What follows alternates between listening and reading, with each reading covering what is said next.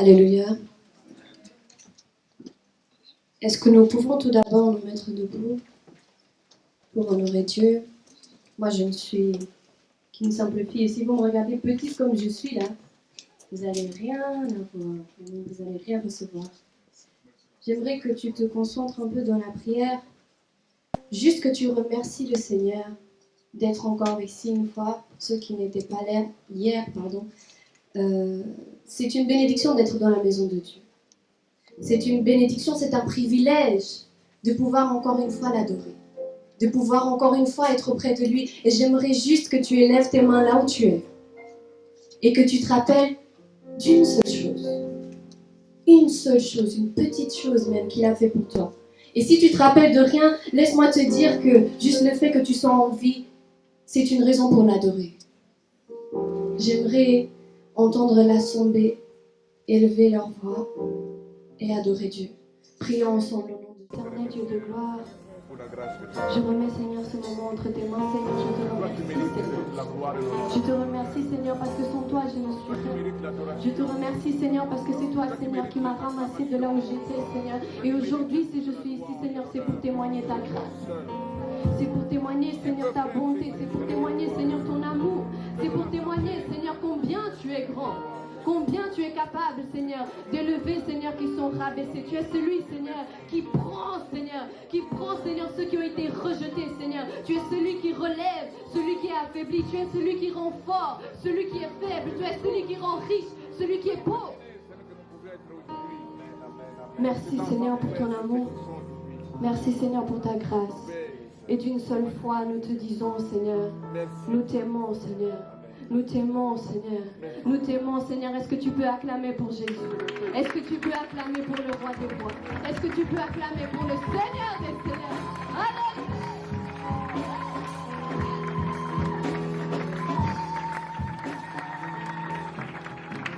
Est-ce qu'il y a quelqu'un qui peut me rappeler le thème d'aujourd'hui? Je ne vous entends pas. Déclenche ton potentiel. Amen. Déclenche ton potentiel. Pour que tu déclenches un potentiel, ça veut dire que tu dois déjà avoir un potentiel en toi. Et sache que Dieu, il a déjà mis quelque chose en toi. Et c'est pour cela que tu vas alors le déclencher. Ce que je vais te raconter aujourd'hui, ce n'est juste qu'un simple témoignage, quelque chose que Dieu il peut faire à travers une personne, mais je suis sûre que tu as une histoire avec Dieu. Tu as une histoire avec Dieu. Et ça vaut de la valeur. Tu vaux de la valeur. Et si je peux donner un soutien à quelque chose que je vais vous partager aujourd'hui, c'est qu'il n'est jamais trop tard pour que Dieu agisse. Il n'est jamais trop tard pour que Dieu agisse. Peut-être il y en a ceux qui sont ici, qui sont nés à l'église, qui ont des parents qui ont été consacrés depuis petit, qui connaissent la parole de Dieu depuis petit, mais laissez-moi vous dire, ça fait 4 ans que je suis à l'église. Ça fait 4 ans que j'ai rencontré Jésus. Et me voici aujourd'hui. Qui m'aurait dit me voir ici aujourd'hui? Donc, pour commencer, je salue l'assemblée au nom de Yoshua HaMashiach. J'espère que vous allez bien par la grâce de Dieu. Et je tiens quand même à remercier certaines personnes. Tout premièrement, mon pasteur, il m'a toujours dit, tu places toujours Dieu en premier. Alors, la première personne que j'aimerais remercier, c'est la première personne qui a cru en moi. Le Saint-Esprit. Le Saint-Esprit. Déjà, t'entends le Saint-Esprit, ça te donne des frissons comme ça. Est-ce qu'on peut juste acclamer pour le Saint-Esprit?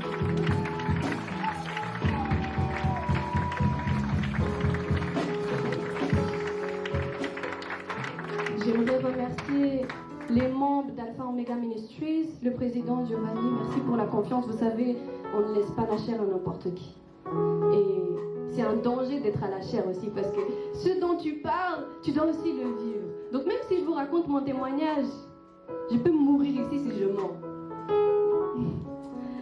Je salue tous les hommes et femmes de Dieu ici présents, j'honore votre grâce. Je remercie quand même mes parents, bien qu'ils ne soient pas chrétiens, sans eux je ne serais pas là non plus. Mes parents biologiques, et je tiens à remercier un homme qui n'a pas pu être là aujourd'hui. Pardon.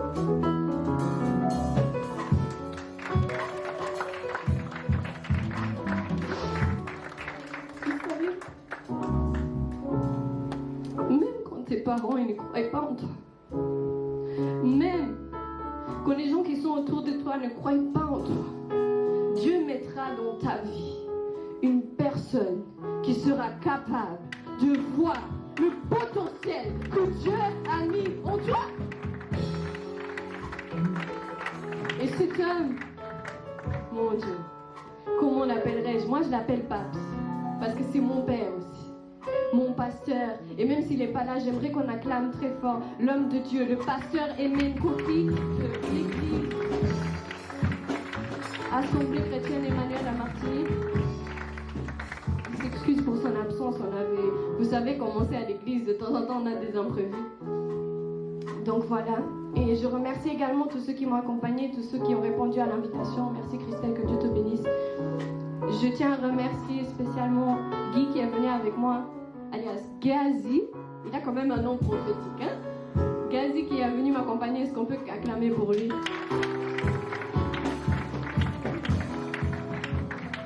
Vous savez, il a déjà fait assez de aller-retour avec moi, donc vraiment je le remercie parce que c'est une personne qui croit en moi.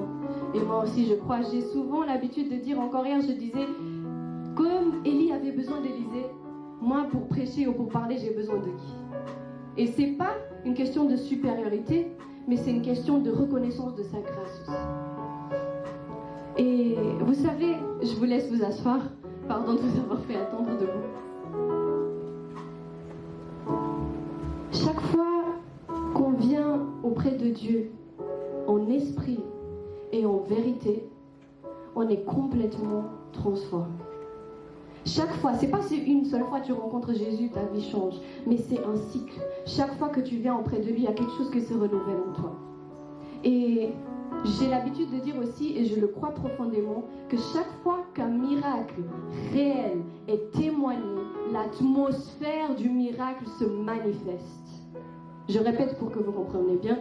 Chaque fois qu'un miracle réel est témoigné, l'atmosphère du miracle se manifeste. Et on a l'habitude de croire que les miracles qu'on attend, les plus grands miracles, c'est quand on dit à un lépreux, lève-toi, tu es guéri. Quand on a une femme qui n'arrive pas à enfanter et qu'on lui donne la possibilité d'avoir des enfants. Mais laissez-moi vous dire que les plus grands miracles, c'est les miracles invisibles. Quelqu'un me suit? Amen. Les miracles invisibles. Parce que quand Dieu nous regarde et il te dit, aime tes ennemis, ça fait mal. Hein? Ça fait mal. Quand Dieu te regarde et il dit, bénis ceux qui t'ont fait du mal. Tu peux bénir toute l'église, mais quand tu arrives à une certaine personne, tu dis, ah Seigneur, je ne peux pas. Vous savez, dernièrement, j'étais dans une intercession, dans une église, on priait justement, et le pasteur, il est venu jusqu'à prier, enfin, il nous donnait des sujets pour prier, et il est venu jusqu'à dire, maintenant, j'aimerais que tu pries pour tes ennemis. Parce que c'est quand aussi, dans l'intercession, il y a un secret. Il y a un secret dans l'intercession, et quand tu bénis tes ennemis, cela t'élève aussi. Donc, le pasteur, il commence à nous donner les sujets. Il est arrivé jusqu'à dire, je veux que tu bénisses tes ennemis. On commence à prier. Je voyais les gens bouger, prier, comme d'habitude. C'est assez bruyant chez nous d'ailleurs. Et à la fin, il y a une sœur qui vient vers moi. Puis elle me dit, c'était bien la prière aujourd'hui. Hein. Puis comme mon pasteur, elle a l'habitude de dire, la prière, c'est toujours bien. C'est pas seulement une fois. La prière, elle est toujours bien.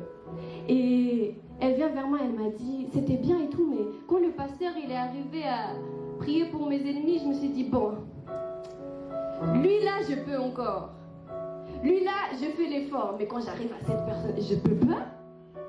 Je peux pas. T'imagines ce que c'est dire à Dieu, bénis cette personne. Seigneur, donne-lui l'argent dont il a besoin. Aide-le dans les études. Aide-le à avancer dans la vie. Aide-le à accomplir les miracles, Seigneur, que tu as prévu qu'il accomplisse.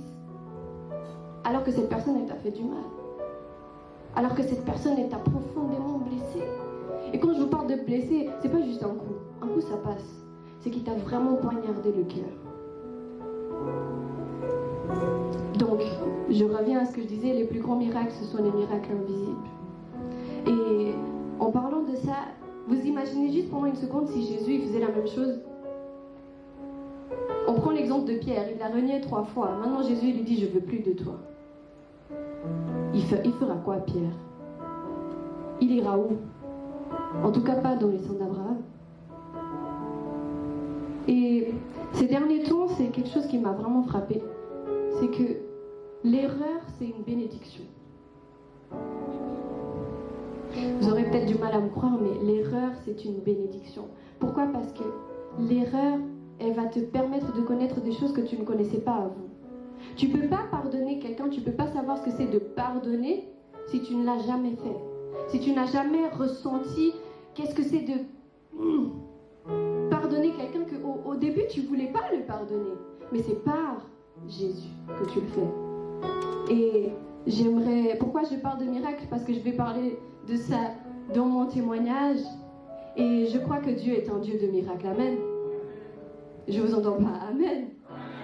Est-ce que vous endormez? Vous êtes là ou... Balancez les mains si vous êtes là, s'il vous plaît. Amen.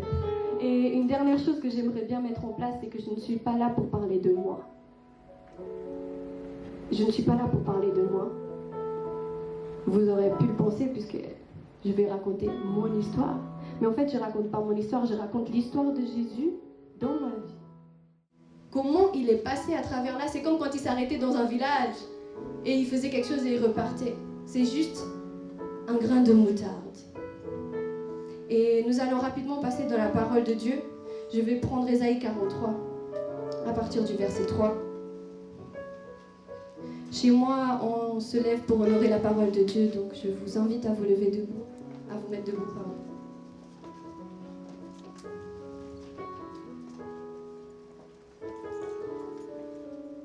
Ésaïe 43, verset 3. Puisque moi, l'Éternel, je suis ton Dieu, le Saint d'Israël, ton serviteur. Je donnerai l'Égypte comme rançon pour toi, l'Éthiopie et Séba en échange de toi. Wow! Vous entendez ça? Dieu, il donne toutes ces choses. Et c'est pas seulement je donnerai une personne en échange de toi. C'est tout un peuple. Oui, parce que tu m'es précieux. Tu es précieux aux yeux de Dieu. Est-ce que tu le crois? Dis Amen. Amen. Tu es précieux aux yeux de Dieu. Tu es précieuse aux yeux de Dieu. Oui, parce que tu es précieux. Et que tu as du prix pour moi. Et que je t'aime. Dieu t'aime. Je suis là. Peut-être c'est juste la parole que tu vas retenir aujourd'hui. Dieu t'aime. Il t'aime à tel point qu'il a donné son fils unique. Est-ce que toi, tu aurais fait ça pour quelqu'un? Donner ton fils unique, l'aîné, pour sauver la vie d'autres personnes. Alléluia. Je donnerai des hommes en échange de toi et des peuples contre ta vie. Sois donc sans crainte, car je suis avec toi. Dieu est avec toi tous les jours, dans chaque situation. Même dans les problèmes, que ce soit dans les problèmes, il est là. Quand tu es dans la joie, il est là. Dans chaque circonstance, Dieu est auprès de toi. Et il veut plus que n'importe quel homme sur cette terre.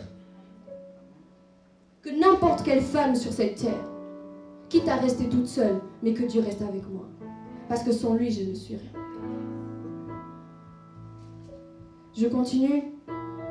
Je ferai revenir tes enfants de l'Orient et je les ramasserai de l'Occident. Je dirai aux centurions, rends-les, et au midi, ne les retiens pas. Fais revenir mes fils des pays lointains. Fais revenir mes filles des confins de la terre. Oui, tous ceux qui portent mon nom et que j'ai créé pour ma gloire. Dieu t'a créé pour sa gloire. Et crois-moi, pour rien d'autre. Parce que tout ce que tu vas faire sur cette terre, oui, tu as une mission, mais cette mission, c'est pour la gloire de Dieu. Amen. Que j'ai formé, oui, que j'ai fait. Laissez sortir le peuple qui est aveugle, tout en ayant des yeux, et qui est sourd, bien qu'il ait des oreilles. Ça, c'est grave. Ça veut dire que Dieu te parle. Tu as des oreilles, mais tu n'entends pas. Dieu te montre des choses clairement, mais tu ne les vois pas. Pourtant, tu as des yeux. Que toutes les nations s'assemblent et que les peuples se regroupent. Qui parmi eux avait prédit ces choses? Qui avait annoncé les événements antérieurs? Qu'ils citent leurs témoignages et qu'ils se justifient. Qu'on les écoute bien afin de pouvoir dire oui, c'est la vérité. Mais mes témoins, c'est vous. Vous êtes des témoins de Dieu. Vous êtes des témoins. Je vais raconter quelque chose de très court. Mon pasteur, il y a des témoins de Jéhovah qui sont venus sonner à sa porte. Il me racontait ça l'autre jour. Et ils sont arrivés, ils ont dit « Bonjour, est-ce que vous êtes témoin de Jéhovah ?» Il leur a répondu « Je suis témoin de Jéhovah et témoin de Jésus. » Pour ceux qui ne connaissent pas, vous pouvez lire Actes 1:8. Vous serez mes témoins, c'est vous, déclare l'Éternel. Votre peuple est le serviteur que je me suis choisi. Dieu t'a choisi pour que vous le sachiez et que vous croyez en moi et que vous compreniez que moi seul, je suis Dieu, le seul Dieu véritable, le seul Dieu qui est capable d'agir dans ta vie, le seul Dieu qui peut t'élever, peu importe où tu es, même si tu es dans la boue, Dieu va te nettoyer. Vous savez, je n'ai jamais connu quelqu'un qui était trop sale pour prendre une douche. Quelqu'un m'a compris? Je n'ai jamais compris quelqu'un qui était trop sale pour prendre une douche. Alors peu importe ton état, que ce soit il y a quelques années, que ce soit maintenant, mais parle-moi du futur. Parle-moi de ce que Dieu va accomplir avec toi. Parle-moi d'où il va t'amener. Amen. Parole du Seigneur, vous pouvez vous asseoir. Saint-Esprit, seul toi tu connais le chemin que j'ai parcouru jusqu'ici, et sans toi je ne suis rien. Visite mon entendement, éloigne de moi l'incrédulité, Seigneur. Inspire mes arguments, illumine et éclaire mon âme. Et Seigneur, que tu me délivres de moi-même, et je remets toutes choses entre tes mains. Au nom de Jésus, j'ai ainsi prié. Amen. Vous savez, la fidélité de Dieu, l'empêche de stopper les plans qu'il a prévus pour toi. Je répète, la fidélité de Dieu. Donc, parce qu'il est fidèle, il ne peut pas stopper les plans qu'il a prévus pour toi. Donc, si tu as prévu de t'amener quelque part, ce n'est pas parce que tu fais une bêtise aujourd'hui qu'il ne va plus le faire. Ce qui est écrit est écrit. Et si Dieu a prévu quelque chose pour toi, ça va s'accomplir. Et tout ce qui commence, il le termine alors. On est d'accord? Donc tout ce qui commence avec toi, même si des fois ça prend un chemin plus long alors que tu étais censé aller tout droit, tu arriveras toujours à ta destination. Donc ne t'inquiète pas d'aujourd'hui. Ne t'inquiète pas. Parce qu'aujourd'hui ça deviendra très vite passé. Pose tes bases pour avancer dans le futur. Et tout ce qu'il fait, non seulement il le commence et il le termine, mais il le fait aussi toujours de gloire en gloire. De gloire en gloire. De gloire en gloire. Et je crois qu'aujourd'hui, cette journée, cette soirée, c'est une soirée de gloire. Si tu veux être guéri, ne t'inquiète pas, on n'a pas besoin de t'imposer les mains. Dieu est déjà en train d'agir.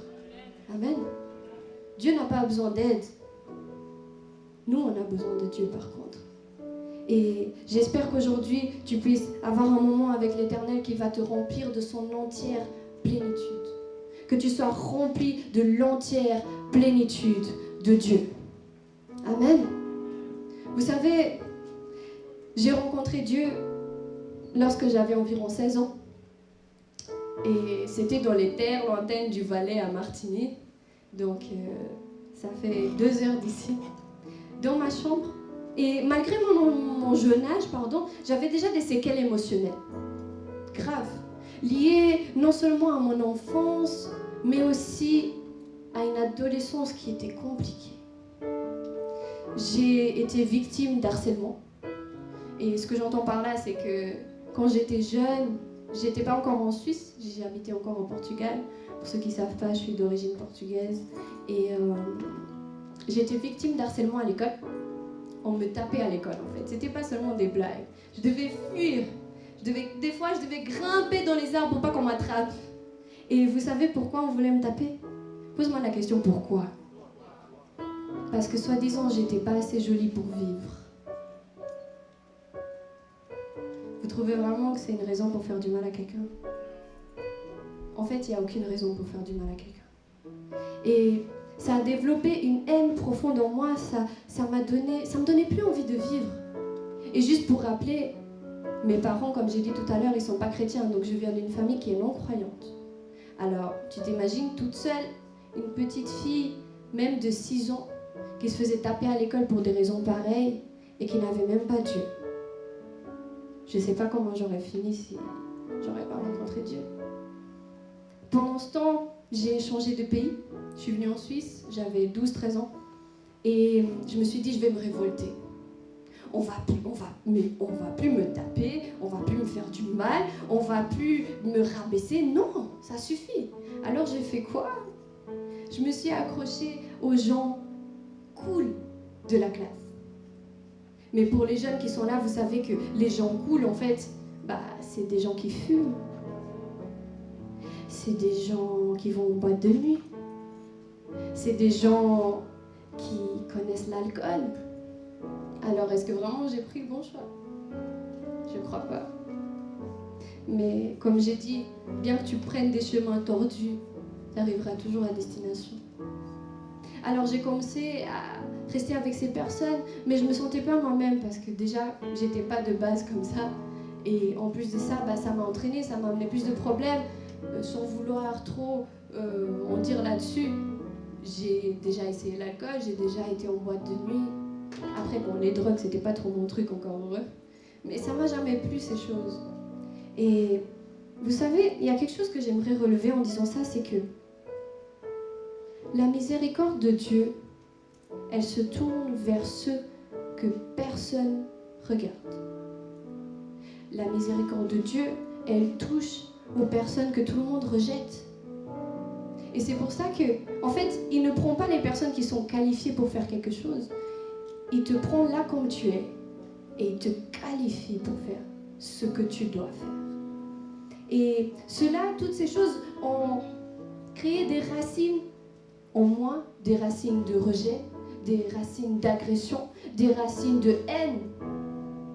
Parce que non seulement contre moi-même, mais aussi contre les personnes. Parce que quand tu haïs quelqu'un aussi, déjà tu es mal, donc ça t'apporte encore plus de choses de mal. Mais en parlant de racines, vous savez, tout cela a commencé pourquoi? Vous savez, la racine de l'incrédulité, ce n'est pas de croire que Dieu n'est pas capable de faire quelque chose. La racine de l'incrédulité, c'est quand tu ne crois pas qu'il t'aime. Quand tu n'arrives pas à comprendre l'amour que Dieu il a pour toi, ça crée en toi une racine d'incrédulité. Donc tu as de la peine à croire que Dieu il peut faire ça avec cette personne, mais avec moi non. Tu vois des gens chanter, je suis chantre, tu vois des gens chanter, tu dis, elle chante bien, elle voyage, elle chante par-ci par-là, mais moi, Seigneur, non. Et vous savez, j'aimerais vous poser une question. Quand Dieu il fait un câlin à un lépreux, est-ce qu'il est contaminé? Répondez s'il vous plaît. Non? Alors quand Dieu il fait un câlin à un pécheur, est-ce qu'il est contaminé par le péché? Non. Parce que c'est Dieu qui te contamine par son amour. C'est l'amour de Dieu qui vient contaminer ta vie et qui te fait remonter de là où tu étais. Par la suite, j'étais déjà pas bien avec moi-même parce que j'étais entre faut que je reste avec ces gens parce que c'était une source d'amour que j'avais trouvée en fait. Parce que les gens ils t'aimaient bien parce que t'étais parmi les cools de la classe. Il n'y avait rien de cool là-dedans, je vous assure. Mais en même temps, je me sentais pas moi-même. J'étais mal, je rentrais à la maison, je pleurais. Mais juste parce qu'on me donnait un petit peu d'amour, je me sentais un petit peu mieux. Et dans tout ça, je suis tombée malade. J'ai eu, pour ceux qui connaissent la médecine, même ceux qui ne connaissent pas, j'ai eu une pneumonie. Une pneumonie, c'est une tache noire dans le poumon. Et pour ceux qui ne connaissent pas, cela peut s'aggraver. Ça peut devenir quelque chose de pire. Et au début, moi, mes parents, ils s'inquiètent pas trop. En plus, on n'est pas chrétiens, donc ils n'allaient pas prier pour moi. Ils se sont dit, on verra jusqu'où ça va aller. Mais on n'était même pas encore au courant que j'étais malade. On savait que je toussais, j'avais mal, j'arrivais pas bien à respirer. On s'est dit, on verra. Jusqu'à ce que je commence à cracher du sang. Je toussais, j'ai craché du sang. Et bon, comme je viens de dire, ils n'allaient pas prier pour moi. Alors ils font quoi? Hôpital. On m'amène à l'hôpital, déjà j'avais peur, j'avais 15 ans. Dans ma tête je me suis dit, je vais mourir, c'est fini. Mais je me disais, de toute façon c'est pas trop grave, il n'y a personne qui s'inquiète. Mais laisse-moi juste te dire qu'il y a quelqu'un qui s'inquiète pour toi.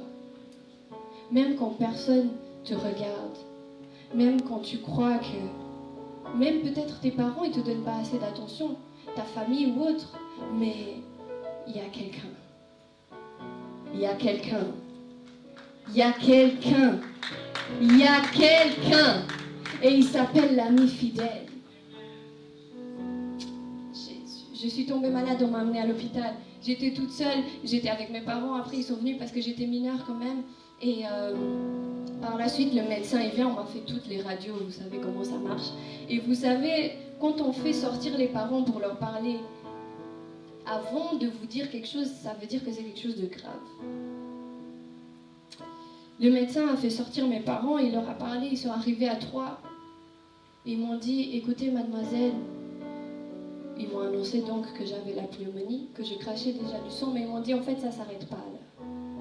C'est que vous avez 4 jours. Vous avez 4 jours pour prendre un traitement. Et si ce traitement-là, il ne marche pas, vous allez rester à l'hôpital. Vous allez rester ici parce qu'il n'y a pas d'autre solution. On va vous faire un traitement intensif pour essayer de vous guérir. Parce que si on n'arrive pas à vous guérir, votre maladie deviendra un cancer ou une tumeur. Et on m'a donc envoyé à la maison avec cette petite boîte-là, ce médicament. J'ai pris ça un premier jour et un deuxième, troisième, j'arrive au 4e. Vous savez, la nuit, c'est dur de dormir. C'était 4 heures du matin précise, je me rappelle, je me suis réveillée. Je me suis mise au bord de mon lit. J'ai dit, Seigneur, je ne savais même pas prier. Mais j'ai dit, Seigneur, si tu existes, si vraiment il y a quelqu'un là-haut, là, je ne sais pas de quel côté, mais s'il y a quelqu'un, s'il te plaît, guéris-moi, je ne peux pas mourir. Je ne peux pas mourir aujourd'hui. Je me suis réveillée quelques heures plus tard et je ne me suis même pas rendu compte en fait. J'ai continué à faire ma journée, prendre le petit déjeuner entre autres. Et ma mère, elle vient vers moi, elle me dit, Soraya, est-ce que tu craches encore du sang? Et je me suis dit, oh, mais non. Mais depuis que tu t'es réveillée, t'as eu la toux, quand même, il n'y a pas eu de... Non. Bon, vous savez, quand on n'est pas chrétien, on est assez incrédule. Moi, je me suis dit, est-ce que vraiment c'est Dieu? Est-ce que vraiment c'est quoi? On m'amène quand même chez le médecin pour vérifier. On a refait donc les radios. Le médecin, il rentre dans la salle. Il me dit, mademoiselle, je n'ai pas le droit de dire ça parce que je suis médecin. C'est contre la médecine. Mais vous êtes guérie, vous n'avez plus rien. Et non seulement...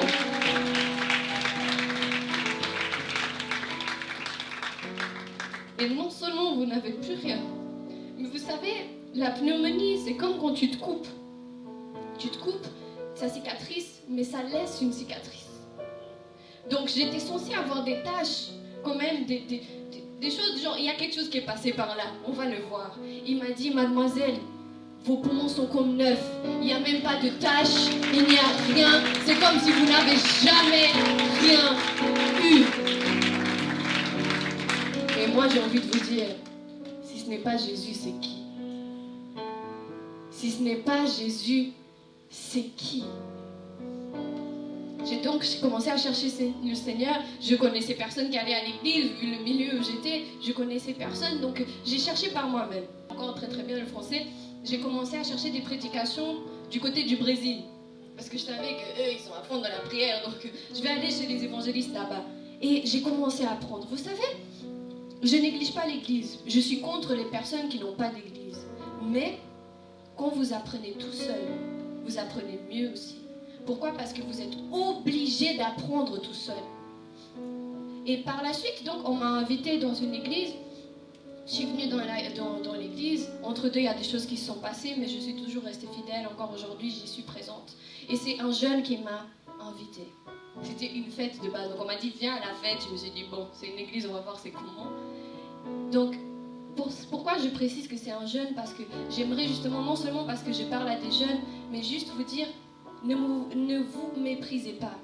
Parce que peut-être juste partons. Est-ce que tu veux venir aujourd'hui? Regarde ce que ça a fait. Je ne suis pas en train d'élever mon nom, je signale bien. Mais simplement en train de te dire que Jésus peut agir à travers de toi. Par un simple, est-ce que tu veux venir aujourd'hui? Donc je continue. J'ai continué à l'église. J'ai été... Vous savez, c'est toujours une bonne occasion de parler de Dieu. Et moi, j'ai appris ça, je le fais souvent. J'ai été récemment à Montreux il y a 2 semaines. Et vous savez, les gens qui sont dans la rue, qui parlent un peu des associations comme ça, il n'y a personne qui a envie de les écouter. Je m'arrête toujours et je les écoute. Non seulement par respect, parce que ça me fait mal que quelqu'un qui est là du matin au soir et personne l'écoute, mais aussi parce que je vais placer mon Jésus dans l'histoire. En plus, je tombe sur quoi? Le sida. Je commence à parler, bonjour madame, bonjour monsieur, tout. Ils commencent à me présenter, ils sont en train de faire un programme pour guérir le sida, tout. Et je l'ai laissé parler par respect. Et à la fin, il m'a dit, vous pensez quoi? Et j'ai dit, moi je pense que c'est une perte de temps. Il m'a regardé. Comment ça, une perte de temps? On essaye de sauver des vies. J'ai dit, ouais, mais vous connaissez Dieu? Il m'a regardé comme ça. Il dit, mais comment ça Dieu? J'ai dit, non, mais tu sais qu'il te suffit de prier pour quelqu'un, il est guéri. Pourquoi tu cherches des traitements, gaspiller l'argent? Ça va juste tarder l'accomplissement de la guérison. On a entamé une discussion, tout ça. Pourquoi je vous raconte ça? Simplement parce que toute occasion est bonne pour parler de Dieu. À n'importe quel moment, dans n'importe quel Dieu, dans n'importe quel lieu, pardon. Et donc par la suite, je me suis fait baptiser vite aussi, dans la même année où j'étais à l'église, et j'ai commencé à chanter. Je chantais depuis petite, et j'ai commencé à chanter à l'église, et cela m'a ouvert des portes. Je suis ici aujourd'hui, non pas pour chanter, je me déplace de temps en temps pour chanter, mais aujourd'hui je suis ici pour vous partager ce que Dieu est capable de faire dans la vie de quelqu'un. Et pourquoi je vous parle de ça aussi? Parce que Dieu, il est capable d'ouvrir des portes dans ta vie. Mais il n'ouvre pas des portes pour toi. Il ouvre des portes pour faire passer son évangile. Parce que peut-être juste en chantant, comme notre frère y parlait, ils avaient fait un événement, il y a des gens qui ont entendu jusqu'à là-bas au fond, ils n'étaient même pas là. Donc peut-être un jour tu vas venir, même dans la rue tu commences à chanter, les gens ils vont se dire, mais elle a dit Jésus. Tu t'arrêtes, tu dis, mais t'as parlé de qui? Et là, tu rentres. Et cette occasion m'a aussi permis d'avancer, de bénir d'autres personnes à travers moi. Donc, de Dieu à travers moi, bien sûr. Et il y a une sœur à moi qui m'a beaucoup touchée. Je ne dirai pas son nom. Peut-être il y en a certains qui vont la reconnaître. Et je l'ai invitée. En fait, je ne l'ai pas invitée à l'église, mais elle m'a trouvée à travers les réseaux sociaux. C'était déjà quelqu'un que je connaissais en fait par ou une autre personne, mais que je ne connaissais pas encore bien. Et puis elle m'a dit, tu chantes et tout, mais je t'ai entendu une fois parler de ton témoignage, j'aimerais en savoir plus. J'ai dit ok. On a pris rendez-vous, on a été boire un café, manger et tout. Et puis j'ai commencé à lui raconter ce que je viens de vous raconter aussi. Et elle était touchée, elle m'a dit, tu sais, moi j'ai besoin de quelque chose. Si Dieu, il t'a guéri, il faut qu'il me guérisse aussi. Parce que je suis épileptique. Et vous savez, il ne faut pas rigoler avec ces choses-là. Je suis épileptique. Et elle peut être en train de conduire, elle a une crise, elle a un accident, elle meurt. Donc elle a commencé à me parler de ça et tout. Et doucement, j'ai été simplement en lui parlant de Jésus sans prendre l'église avec. Donc on a avancé, je lui parlais et puis elle m'a dit, je crois en ce que tu me racontes, je crois que Dieu a fait ça dans ta vie, mais je veux voir s'il peut la faire dans ma vie aussi. J'ai dit ok, je l'ai laissé un peu, je l'ai amenée à l'église. Aujourd'hui, elle est presque, normalement, jusqu'à présent complètement guérie. Elle n'a plus eu d'attaque et c'est une femme fidèle à l'église et qui aime la parole de Dieu. Parfois même, à cause de mes déplacements, elle est même plus fidèle à l'église que moi. Donc, Dieu, quand il ouvre des portes, ce n'est pas seulement pour toi. C'est simplement pour ramener encore quelqu'un d'autre. Encore quelqu'un d'autre. Encore quelqu'un d'autre. Toi, tu vois, je vois Giovanni, je vais lui parler, je vais lui dire, viens. Des fois, c'est juste, vous savez, il y a un frère à moi dans mon église, la première fois qu'il est venu à l'église, c'était pour manger du poulet. Et aujourd'hui, il modère la prière.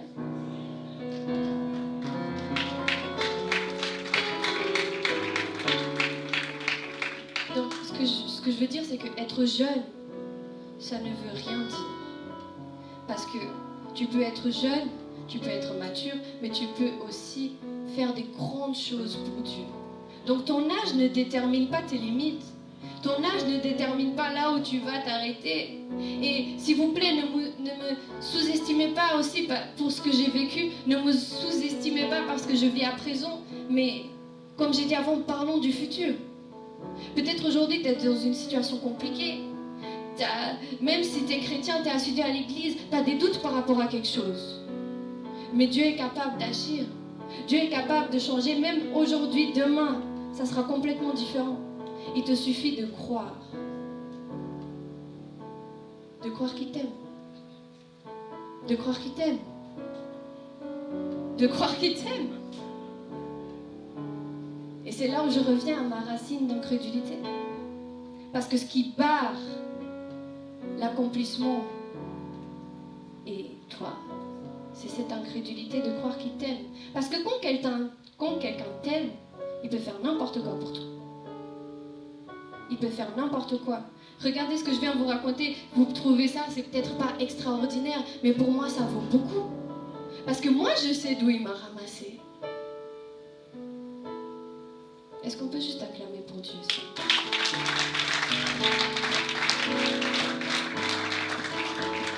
Et je ne suis pas venue ici seulement pour parler de moi, comme j'ai dit, je viens pour parler de Dieu, mais je viens aussi pour te dire qu'il est temps qu'on connaisse ton CV spirituel. Quelqu'un m'a compris?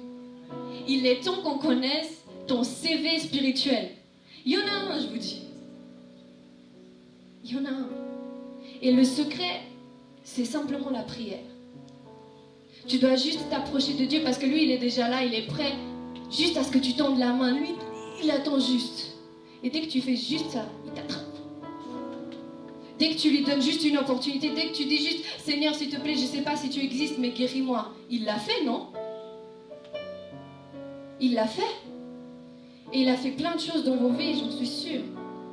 Parce que c'est à travers la prière. Pourquoi? Parce que c'est le divin qui commande le matériel.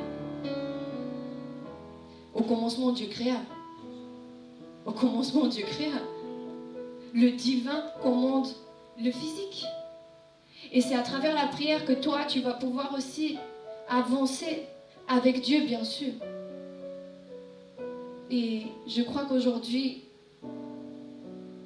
peut-être tu n'as pas retenu grand-chose de ce que j'ai dit, mais je sais que tous les jours, on a la possibilité de pouvoir changer ta vie.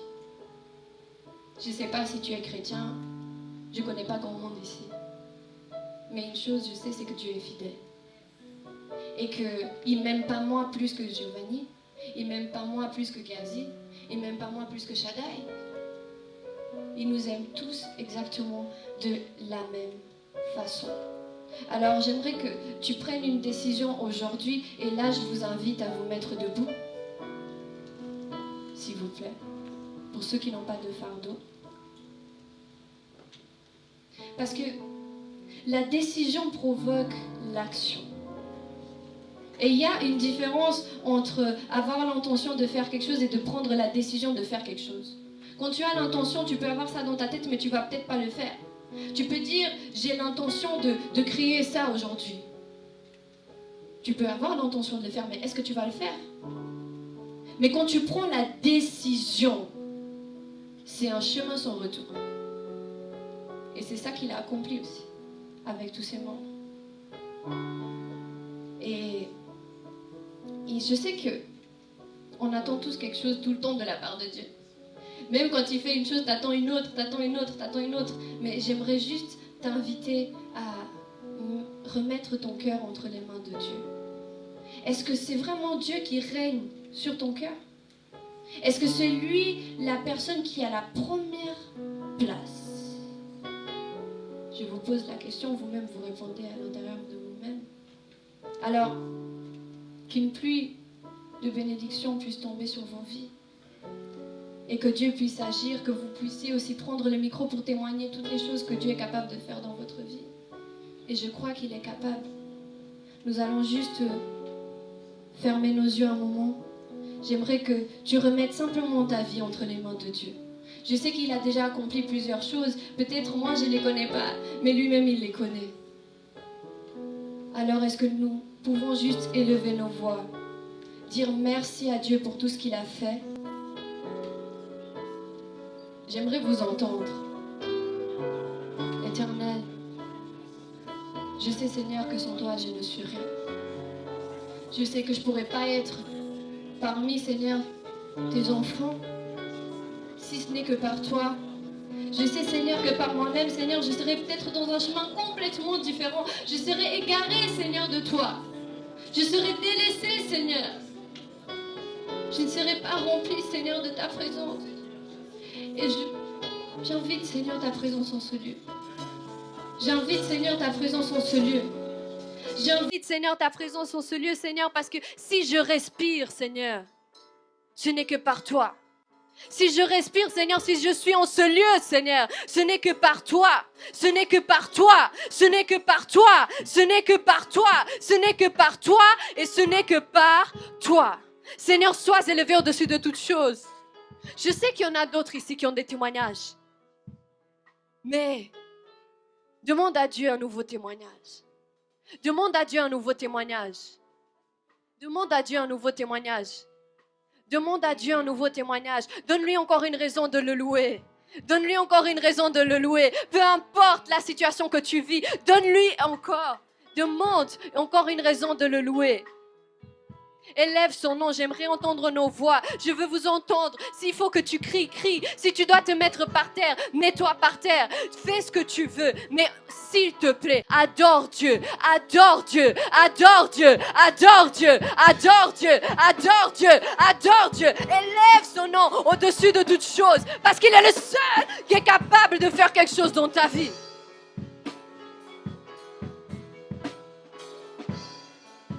Sois élevé, Seigneur, au-dessus de toutes choses. Je veux, Seigneur, que tu sois le premier dans la vie. Dans mon cœur, Seigneur, sois assis sur le trône. Sois assis, Seigneur, sur le trône de ma vie. Sois assis sur le trône de mon cœur, Seigneur. Demande à Dieu de prendre la place dans ton cœur. Demande à Dieu de prendre la place dans ta vie. Demande à Dieu de prendre la place dans chaque circonstance. Que lorsque tu pleures, que Dieu soit auprès de toi. Que lorsque tu sois dans la joie, que Dieu soit auprès de toi. Que lorsque dans n'importe quelle situation, que Dieu soit auprès de toi. Chaque jour, à chaque instant, dans chaque circonstance. Parce qu'il est capable de le faire. Sois élevé, mon Dieu, mon roi. Je te remercie, Seigneur, pour le privilège d'être encore une fois dans ta maison. Je te remercie, Seigneur, pour tout ce que tu as pu accomplir et pour tout ce que tu feras encore. Je crois en toi, Seigneur, je crois en ta parole. Je crois en ton amour, Seigneur. Et je te dis merci, Seigneur. Je te dis merci, Seigneur. Je te dis merci, Seigneur. Masi azali na bomoy, azali na bomoy papa. Sokinga na kopema, lokumwezo ngena kolo. Masi azali na bomoy, azali na bomoy papa. Sokinga na kopema. Lokumwezo ngena kolo masi azali na bomoy, azali na bomoy papa. Sokinga na kopema, lokumwezo ngena kolo. Kufetiki na mwana pate na nzambe.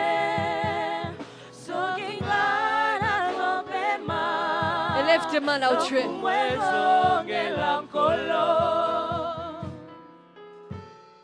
Élève tes mains là où tu es. Connecte-toi avec Dieu. Connecte-toi avec Dieu. Connecte ton esprit avec Dieu.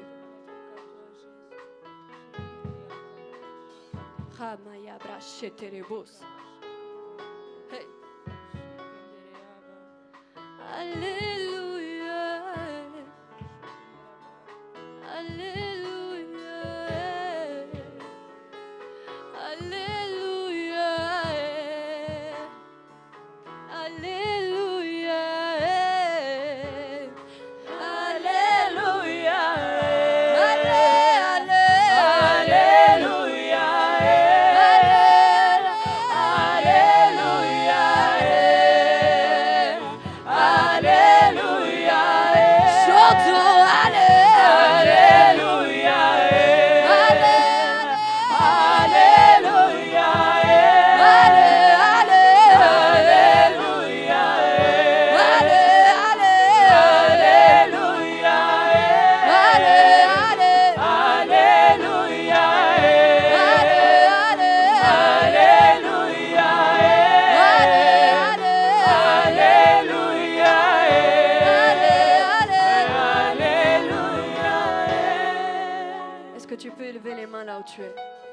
J'aimerais que tu adores avec moi. C'est trop facile. Alléluia. C'est la seule chose que tu dois dire. Est-ce qu'on peut y aller ensemble, s'il vous plaît? Alléluia. Je veux vous entendre. Alléluia. On y va? Alléluia. Approche-toi de Dieu encore. Allez. Monte en puissance. Monte en puissance. Monte en puissance. Monte en puissance. Monte en puissance. Monte en puissance. Alléluia. Mandaya brachete rebosa. Brachete rebosa.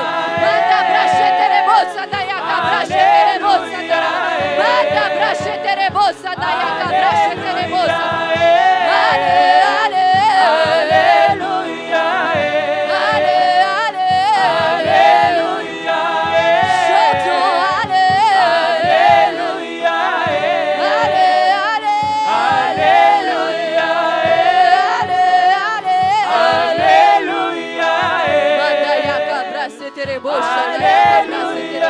Connecte-toi avec Dieu, connecte-toi avec Dieu, connecte-toi avec Dieu, connecte-toi avec Dieu, connecte-toi avec Dieu. Là où tu es, si tu es malade, reçois ta guérison. Là où tu es, dans n'importe quelle situation, que Dieu agisse au nom de Jésus-Christ. Alléluia.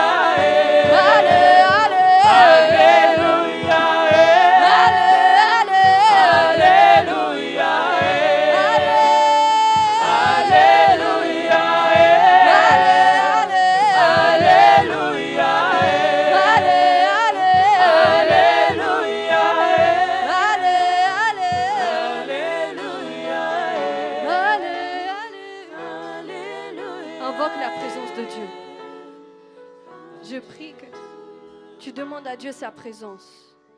Demande à Dieu sa présence. Demande à Dieu sa présence.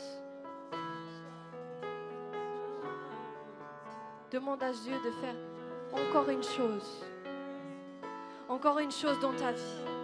Encore une chose dans ta vie.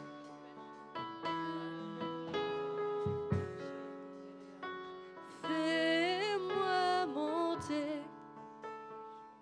Fais-moi monter. Fais-moi monter, fais-moi monter, Jésus, fais-moi monter. Allez, monte encore, monte encore, monte en puissance, monte, allez, monte, allez, monte, allez, monte, allez, monte encore. Fais-moi monter, allez, allez, fais-moi monter.